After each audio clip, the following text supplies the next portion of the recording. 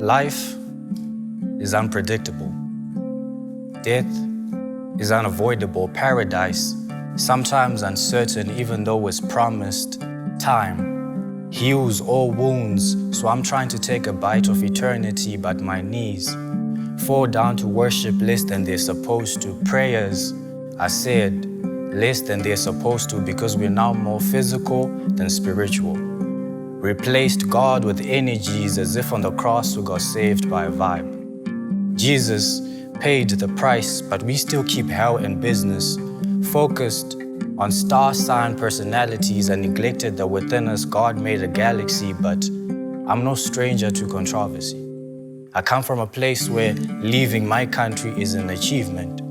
But don't underestimate the violence from where I'm from. Corruption kills more innocent lives than American cops, and when the body hits the floor, it silences a whole family generation. Now, I was introduced to silence when I was 3.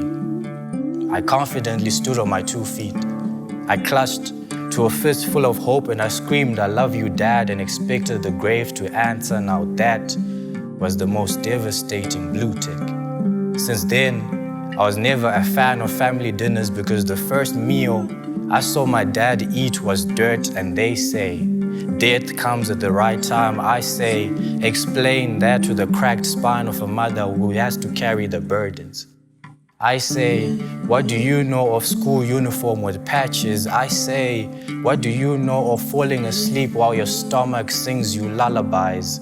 Now this is the kind of pressure that can crack sons to do crack and have sons. So they say, my composure must be magic.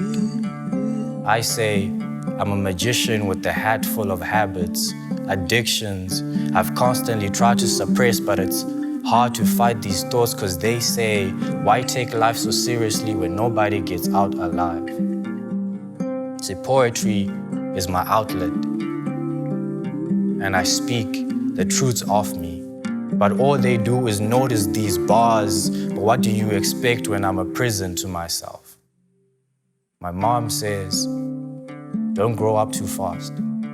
You might not want to join this war, and every time she hugs me so tightly, it sounds like you are free. It sounds like remind them of your name. It sounds like your hands are steady enough to hold hope. It sounds like you come from silence, so become that silence and walk into a room full of people and remind them how the world is too caught up and just needs to listen. You see, life is a metaphor. No matter how the lines build up, the struggle always leads to a punchline. So here I am.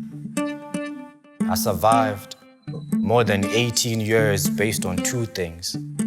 1, my mother's best upbringing, and 2, my father's advice. Because ever since I was 3, he would always say,